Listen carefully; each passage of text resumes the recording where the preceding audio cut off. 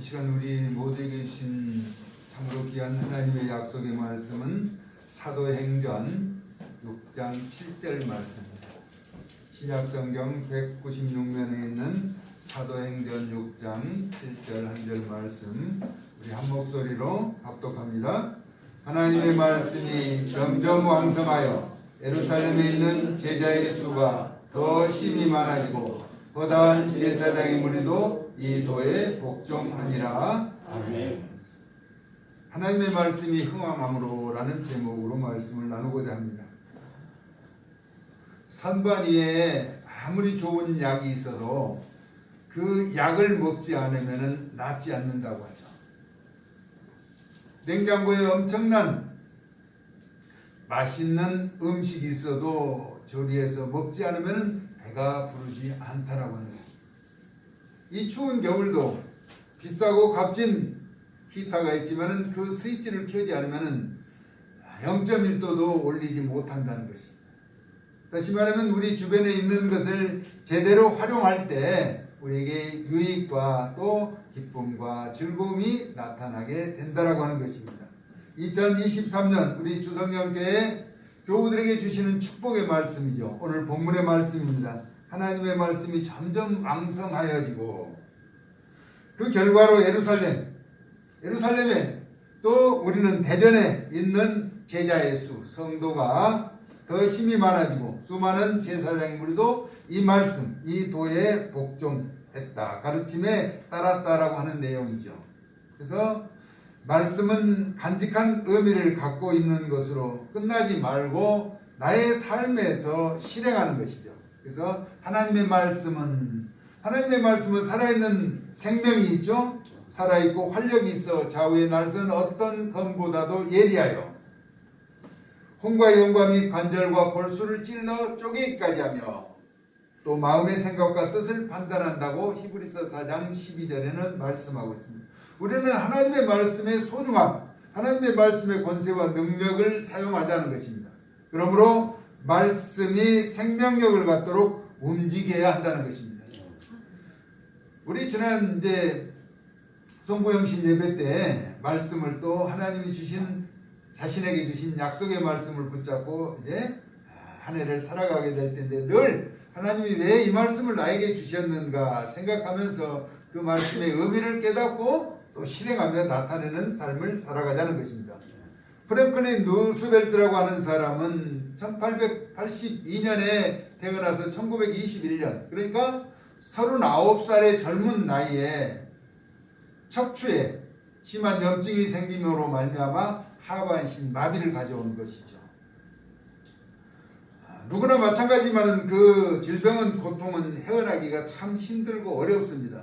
더군다나 39세의 젊은 나이에 하반신이 마비가 왔으니까 생활하는데 많이 어려웠을 텐데 그가 남긴 이야기 무엇이든지 시도해보자는 겁니다. 가만히 있지 말고 무엇인가 움직여보자라고 하는 자신의 삶의 모토로 삼고 움직였던 것이죠. 그의 아내 엘리너에게 그렇게 말합니다. 내가 두 다리가 마비되었는데 그래도 나를 사랑하느냐고 했을 때 나는 당신의 두 다리만 사랑하는 것이 아니라 당신의 전부를 사랑했다라고 더 유명한 말을 남기기도 하죠. 그래서 그가 미국의 유명한 대통령이 되어서 어려운 공황을 이겨내고 미국을 더 성장하는 나라로 세우는 데 크게 일조했던 사람입니다.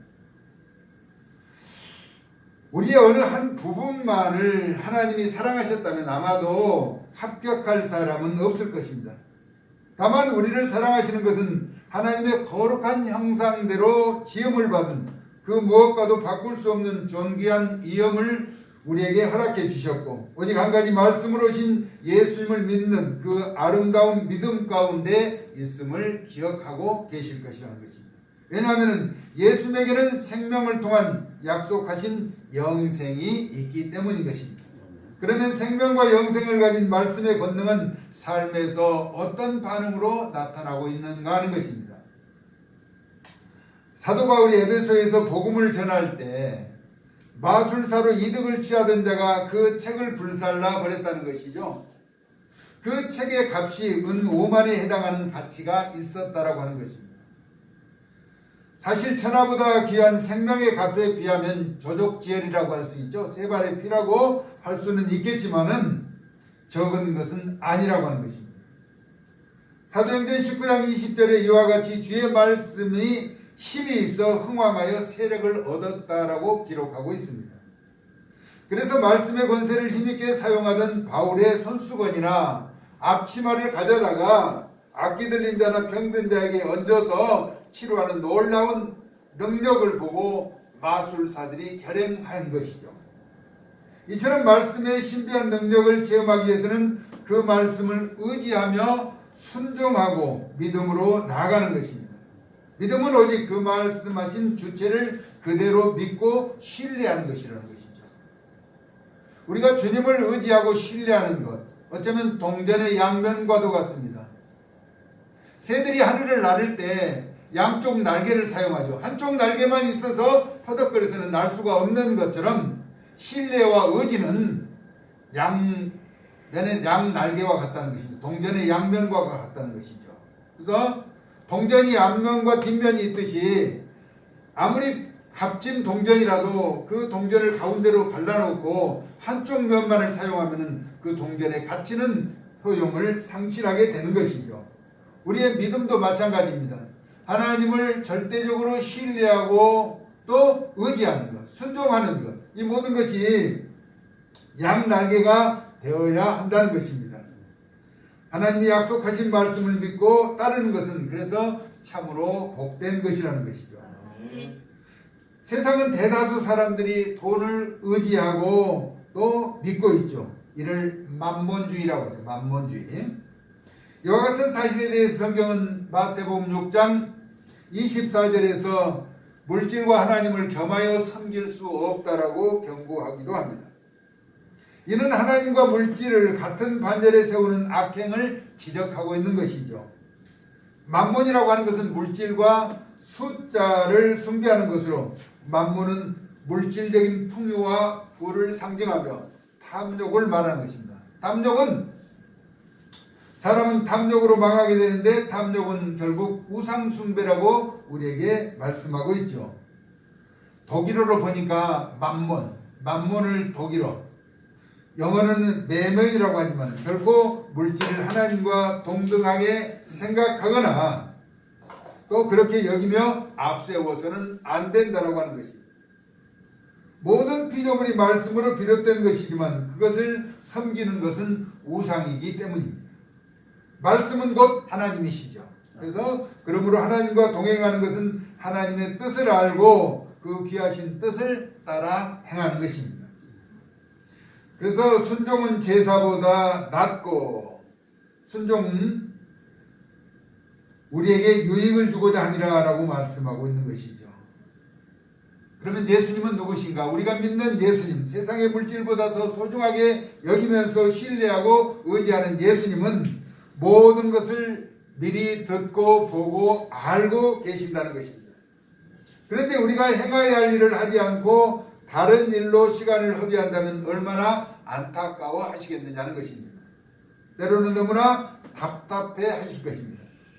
주님이 원하신 것을 행하지는 않고 계속해서 다른 길로 가고 있다면 아마도 예수님을 다시 십자가에 못 박는 유대인의 잘못과 무엇이 다르겠는가 생각해 보게 되는 것입니다. 차라리 아무것도 모른다면 기다리고 또 미루고 계시겠지만은 알면서도 거부하고 예면한다면 주님 앞에 섰을 때 정말로 후회하게 될 것이라는 것입니다. 앞서 언급했던 프랭클린 루스벨트처럼 무엇이라도 해보자는 것입니다. 가만히 있으면 가만히로 보지만은 무엇인가 들어있으면 소중하게 여기는 것이죠. 시골에서 쌀을 가마니를 두면 쌀을 두면은 쌀가마니가 되어서 콩이나 참깨, 보리 담는 그릇에 따라서 그 소중한 가치를 부여하게 되더라는 것입니다.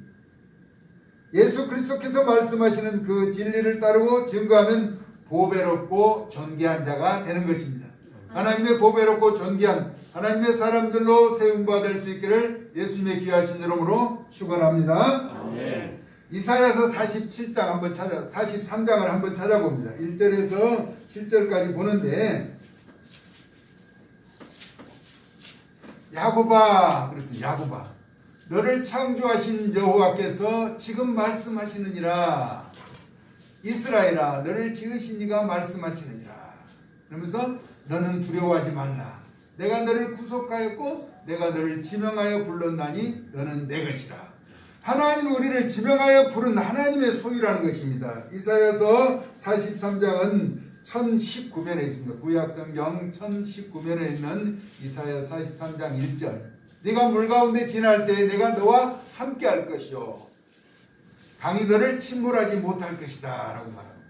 내가 불 가운데 지날 때 타지도 않을 것이요 불꽃이 너를 사르지도 못하니 대적 나는 여호와 내 하나님이요 내 하나님이라고 말하죠. 그 다음에 뭐라고 하냐면 이스라엘의 거룩한 이요 내 구원자입니다 라고 말씀하고 있습니다. 그러면서 내가 애굽을 너의 속량물로 구스와 스바를 너를 대신하여 주었노라. 이제 4절을 우리 같이 한번 읽습니다. 시작. 내가 내 눈에 보배롭고 존귀하며 내가 너를 사랑하였은즉 내가 내 대신 사람들을 내어주며 백성들이 내 생명을 대신하니 5절 초반까지요. 두려워하지 말라. 우리에게 두려워하지 말라라고 하는 것입니다. 내가 너를 지명하여 불렀나니 너는 내 것이라 라고 말씀하고 계시죠. 야곱은 이삭의 두 아들로 태어난 막내였죠. 이스라엘은 하나님의 사자와 씨름하여 얻은 새롭게 태어난 영적인 사람인 것입니다. 이게 두려워하지 말라는 것입니다. 세상을 헤쳐나갈 때 여러 가지 일들이 우리를 괴롭게 하고 장애물로 다가올 것이지만은 그것 때문에 걱정하지 말라는 것입니다.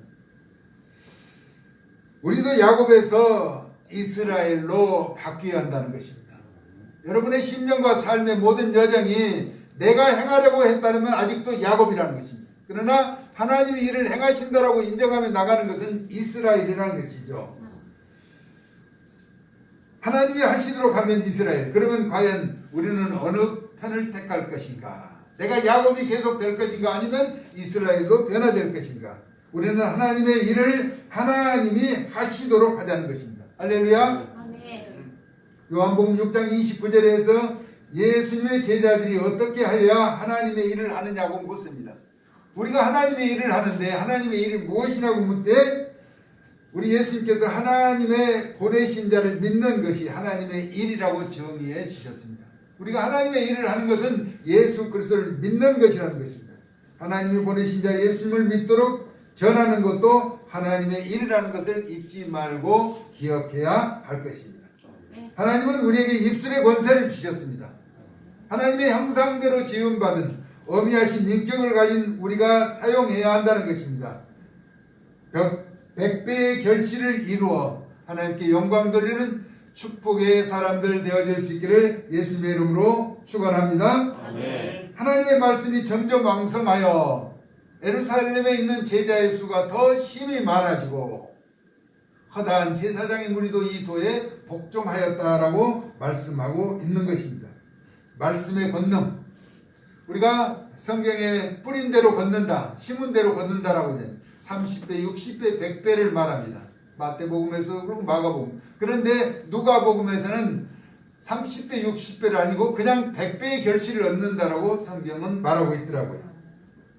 말씀의 권능이 임하게 되시길 예수님의 존귀하신 이름으로 축복합니다. 아멘. 올해는 기적의 주인공이 여러분 각자가 기적의 주인공 100배의 결실을 맺는 하나님의 말씀이 왕성함으로 흥하게해지는 그 귀한 기쁨을 누리며 나타내는 존귀한 하나님의 사람들 다 되어질 수 있기를 새해 첫 주일 첫날을 맞아서 우리를 사랑하시고 구원의 은총을 베푸신 예수님의 존귀하신 이름으로 축복합니다. 아멘. 참으로 고마우신 아버지 하나님, 하나님의 말씀이 점점 왕성하여 예루살렘의 제자의 수가 더 심히 많아지고 허다한 제사장의 무리도 이 도에 복종하였다라고 말씀하신 축복의 말씀으로 우리가 하나님의 권능을 의지하며 100배의 결실을 기대하며 믿음으로 나아갈 때 우리 앞을 가로막는 모든 제약의 요소는 제거해 주시고 시온의 대로가 열려지되 플랭클린 루스벨트가 이야기했던 것처럼 무엇이든지 해보자라고 하는 결연한 의지를 가지고 힘차게 믿음으로 나아가 아름다운 결실을 이루어 영광 돌리게 하여 주시옵소서.